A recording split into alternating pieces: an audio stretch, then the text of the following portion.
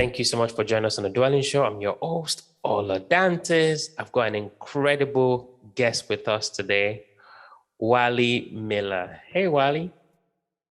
Hi, I'm super excited to be here. Thank you for having me. This is going to be a great conversation. Yeah, I just kind of wait. As we're talking just before I hit the record button here.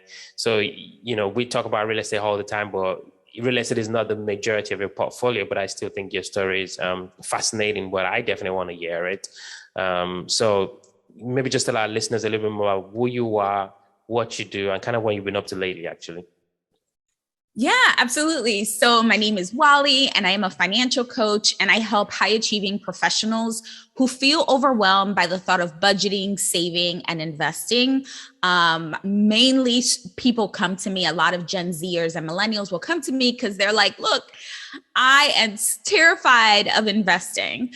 Can you please help me get started? And although I don't manage portfolios, I'm not a financial advisor, I help people really come up with a plan so that they feel confident when it comes to managing their money. I help people balance what they want today without really without forfeiting what they're going to need in the future.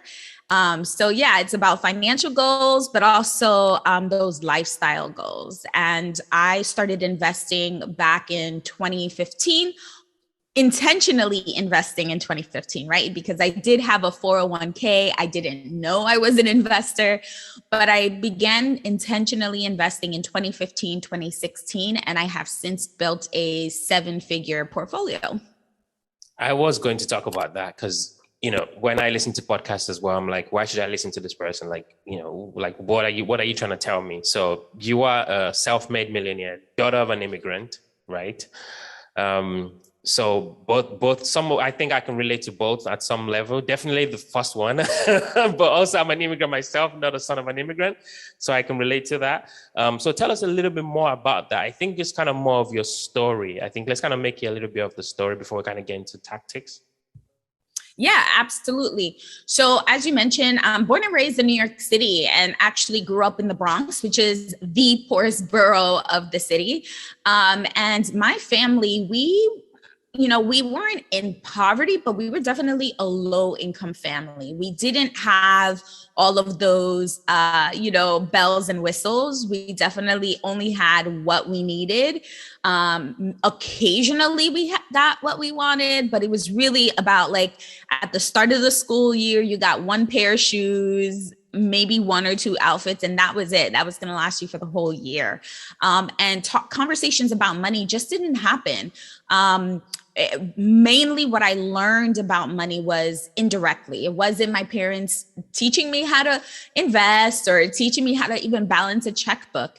It was conversations that I overheard about bills needing to be paid, about the light being possibly turned off, about past due bills. So it was a lot of there was a lot of scarcity in our family. Again, we were a low income family. My dad was the only person who worked, and there was 5 children, 2 adults, right? And so there was a lot of us. And of course, again, living in New York City, it's quite expensive. So it wasn't until I was in my 30s, really, where I decided that what I was doing wasn't enough. And just to kind of back up a little bit, I always thought I was good with money. And my definition of good with money was that I was able to get a pretty good paying job. I was able to pay my bills, and then I had money left over. So I put a little bit of money aside in a savings account and I spent the rest. But I had no intention. There was no intention with how I spent money. My definition again was I didn't have credit card debt. So because I didn't have credit card debt, that meant that I was good with money, not realizing that I was missing a very key component, and that was wealth building. Oh, sorry. I want to touch a little bit about that. I was talking to Emil. So you were saying basically you didn't have credit card debt, so that meant that you were doing great. So what is the opposite of that? Are you saying we should have some credit card debt or no credit card debt? Actually, I want to be explicit. I think it's quite interesting to touch on that. I want to hear your opinion. Yeah, in my mind, because I didn't have any credit card debt, I thought I was doing fantastic with money. I said, I stayed out of credit card debt. I'm good with money. What sometimes happens is people will outspend what they earn, right? So they're living above their means. If they make $30,000 a year, they're spending 45, or if they make $100,000 a year, they're spending 150,000, right? So I was not spending more than I made. But once my bills were paid off, I was basically spending every single dollar with very, very little going into saving or wealth building, investing. So one of the problems with credit card debt in particular is that the interest rates are so high, right? So we're not talking about, oh, a loan of 2%. We're talking about 15, 20, 25% APR, which really is costing people so much of their paychecks, right? So you think that you're making a dent to a credit card bill or to some type of debt, not realizing the power of compound interest. And now, of course, I knew that paying interest was definitely something you wanted to try to avoid, but I also didn't know the positive side of compound interest and how you could have compound interest working for you. So I am definitely not one of those people who think that, it's like good debt or bad debt, but I do think that there's some type of debt that is productive debt, right? There's some debt that you can use. And of course, you talk about this all the time as a real estate show about using debt, leveraging that debt in order to build wealth. But if you are just paying more interest, right? If you're using debt to pay off a decision you made 6 months ago of going on vacation or spending a little bit too much on dining out, that is a problem. So that's kind of my philosophy on credit card debt in particular. Okay, thank you for sharing that. I really appreciate it. So we talk about generational wealth, right? And you mentioned, your first generation in your family to go to college, and then obviously you're doing pretty well. And now, obviously, I'm guessing for those after you, you want them to do a little bit better, if not a ton better. So how do we, especially, people that look like us, how do we build that generational wealth and pass that on to our kids and our grandkids? So can you kind of just talk about that? How do we invest? How do we build that generational wealth? Yeah, the first thing I had to do was define what wealth meant to me. I talked about in my family, we really didn't have conversations around money. And that term wealth wasn't even a part of my vocabulary. We didn't talk about wealth, and I didn't really know what that meant. What I thought it meant was you had to be rich and you had to have, 6 beach houses, 4 luxury cars, a closet full of luxury handbags. And I wasn't an athlete. I wasn't an actor. I wasn't a singer. I wasn't an artist. So in my mind, I was never going to be rich. I was never going to be wealthy. And so the first thing that I did was really define what being wealthy meant. And it was more than just financial security, right? Because I had come to a place where I felt financially secure somewhat, right? As long as I continued to work, I had a paycheck. But really what happened was that I realized that because essentially I was living paycheck to paycheck because I was spending every single cent, every single dollar that I earned, I was not in a better place than most people. If 1 or 2 paychecks went, skipped, right? If I skipped 1 or 2 paychecks, I knew that I was going to lose something. And one of the realizations that I had when that happened was, I don't remember what triggered it, if it was an age or the length of time that worked. But here in the United States, if you have, you receive a Social Security earnings income report, right? After I think it's maybe a decade of working. And I remember seeing how much money I had made over the course of a decade. And this had like my first job from when I was 14 years old all the way to, I was 24, 25 years old. And I counted, I added up how much money I had made over my lifetime. And I realized, like, what in the world did I do with my money? I didn't feel like what was being told to me of how much money I made reflected how much money I really had. And that was a problem, right? So I was like, wait a minute, something is not calculating here. And to go back to the initial question, once you really figure out what your lifestyle goals are, right? I wanted to be more than just financially secure, right? It wasn't just about paying bills. I wanted to make sure that my spending habits reflected what I valued most.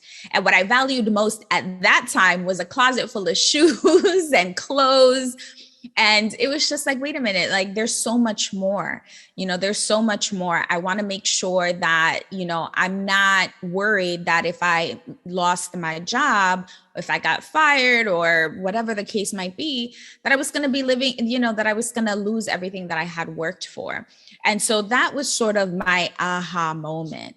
And when I began to really uncover what wealth meant to me, yes, it meant feeling financially secure, but also financially thriving, right? Going beyond that. I wanted to feel that if I wanted to make a purchase, that I could, that if I wanted to travel, that I could, that if I wanted to help a sibling, a parent, a niece, a nephew with, obtaining some of the things that they wanted, not only in material things, but even just in their goals and dreams, I wanted to make sure that happened. And as you mentioned, I'm not only, daughter of an immigrant, not only first generation college graduate, not only first millionaire in my family, but I'm also the oldest. And I felt like I needed to make sure that my parents were going to be taken care of. And I also wanted to leave a legacy behind. I don't have children of my own, but I wanted to, I have 10 nieces and nephews. I remember I said I'm one of 5, so I have a big family. I have 10 nieces and nephews. And I remember the struggle that it was going to college, and having to work 2 jobs, right? There were a lot of extracurricular activities and groups and clubs that I couldn't be a part of because I had to pay my way through college. And even with that, I still had to take out student loans. Thankfully, not as much as most people, but still I had about $20,000 in student loans that I had to take out, even with 2 jobs. And so I wanted to see if there was a way that I could build wealth, not just for me, right? To go beyond that financial security, right? And financial stability, to really go to financially thriving. But what are some of the things that I could put into place so that the next generation could also benefit from those things? Fascinating. So I think for a lot of us actually, we just have this, kind of like a weird relationship with money. And I think yours kind of stems from just having that self-awareness of what do I think of money? How do I see money, right? You mentioned about, being rich or perceived as rich and being wealthy, right? And we all grew up, I'm an 80s baby. We watched, rap videos and we think, somebody with a Bentley and a big house, like we have this kind of misconception of what we think money is or wealth is or being rich is. So I think that's number one, which is really fascinating, just to have that self-awareness. So I think for those listening though, like how do we kind of change our relationship with money, like how we see money or how we kind of treat money? Love this question. As a financial coach, my clients will come to me because they want to reach a milestone, right? They will want to get out of debt. They want to, have a healthy savings account. They want to begin wealth building. And those are great things, great milestones to achieve. But so much of financial coaching has to deal with the mindset over the mechanics, right? The mechanics is simple. It's easy. It's a simple equation, spend less than you earn, invest the difference, right? That is the key to wealth building. But getting over that mindset can take a longer time. And one of the things is, first, when we talk about money mindset, can sound a little like woo woo, right? Like money mindset. But essentially, it's your relationship with money. It's your habits with money. I remember if somebody would have told me you're going to be wealthy, it wouldn't have sat right with me. Like, what? No, that's impossible, right? Like, no, that's not true. And so making sure that I defined what wealth meant to me, but also got comfortable with that idea of wealth. That yes, it meant a healthy body, and it meant healthy relationships, and it meant, a fulfilled life and a full life. But it also meant, having the money to be able to not only, again, feel financially secure, but also help those people around me. And so, when we talk about mindset, it's really sort of uncovering the things that we learned directly from maybe our parents or the environment that we grew up. Sometimes, you might learn things directly from them, but also the things that we learn indirectly from them, right? I mentioned we didn't really have conversations around money, but there were things that I picked up, right? Words like money doesn't grow on trees, and no, we don't have money for that. Or, you have to be satisfied with what you have. So there was like this kind of scarcity mindset that I had. And so when I began making money, I kind of wanted to make up for those things that I didn't have growing up. I wanted to have more than just 2 new outfits in a year, right? I wanted to explore and have options. I didn't want to stay at the cheap motel. I wanted to stay at a better place, the ones with the nice pool. So it was little things like that had sort of, as my income increased, I also began to inflate my lifestyle. So we sometimes hear the term lifestyle creep or lifestyle inflation. And that's generally what happens. And so I, at that point, was making more money than I had ever made, yet I didn't really have a whole lot to show for it. It wasn't really reflecting that. And I think a lot of us get into that situation, right? We're probably making more money today than we were a year, 2, 3 years ago. Yet if you find yourself in that cycle of, I'm still living paycheck to paycheck, it still feels like I need to make more money and I don't have enough, and you don't feel that financial peace, then I would say that take a look to see what your relationship with money is. What do you really spend your money on? And there's no judgment here, right? No one can define how, Ola, you spend money, whether or not you purchase this or that.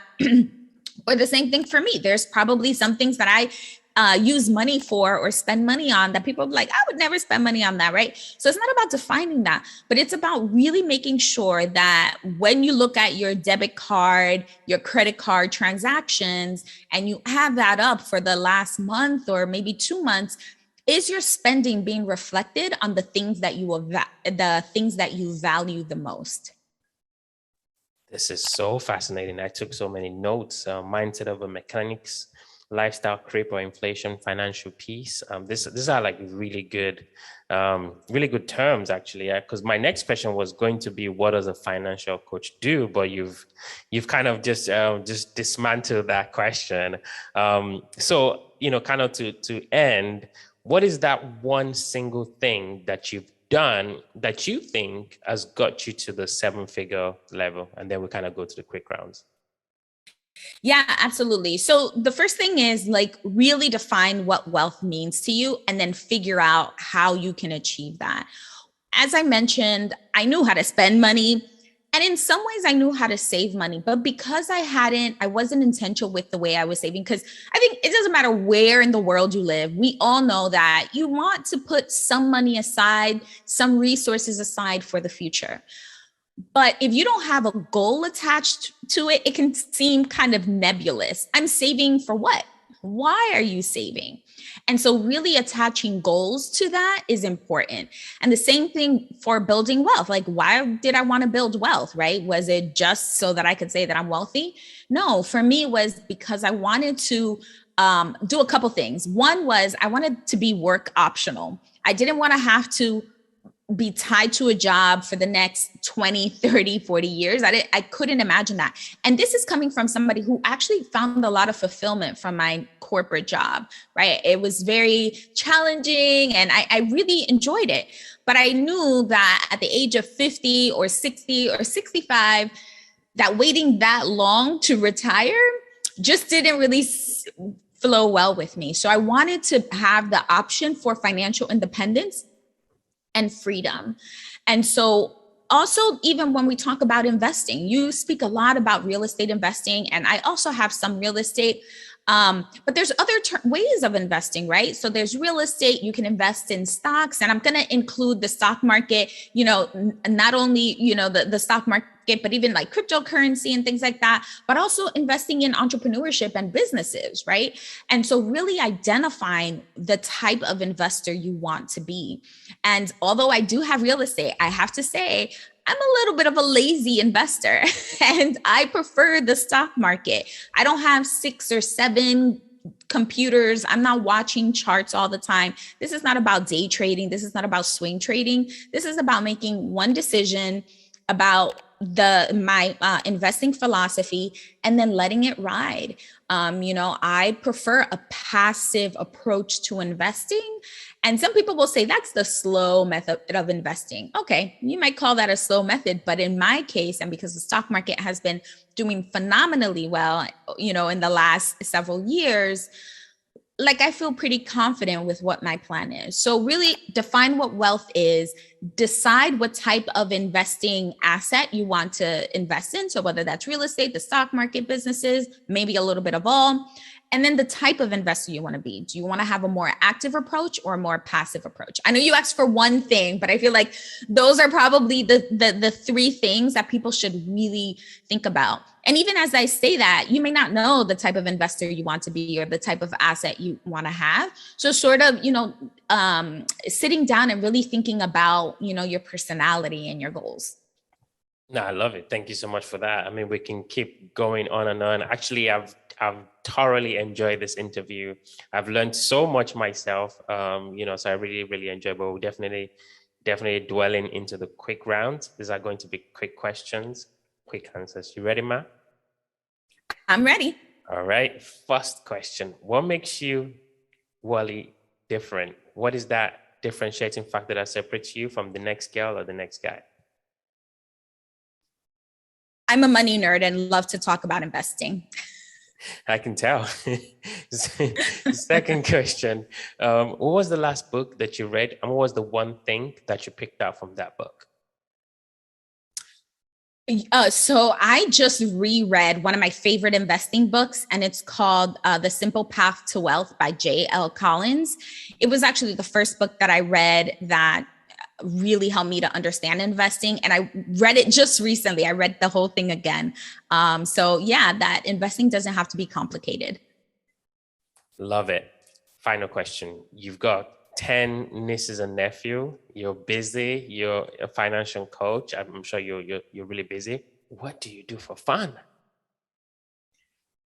Oh, wow. So I love to travel. Obviously, the pandemic definitely put that on pause. But this year, I tried to do as much traveling as possible, even if that just meant taking some road trips. So I love to explore, eat different foods. Traveling is definitely something I like to do for fun. I can definitely relate to that. So if there's somebody listening thinking, wow, I really like everything she's saying, I want to get connected with Walli, what's the best place people can reach out, get to know you more, get connected with you? Absolutely. I can be found at financiallythriving.com. I'm also pretty active on social media, on Instagram. So I'm at financially_thriving. So financiallythriving.com. Thank you so much, Walli. Really appreciate talking to you. Learned a ton myself. Thank you. Absolutely. Thank you for having me, Ola.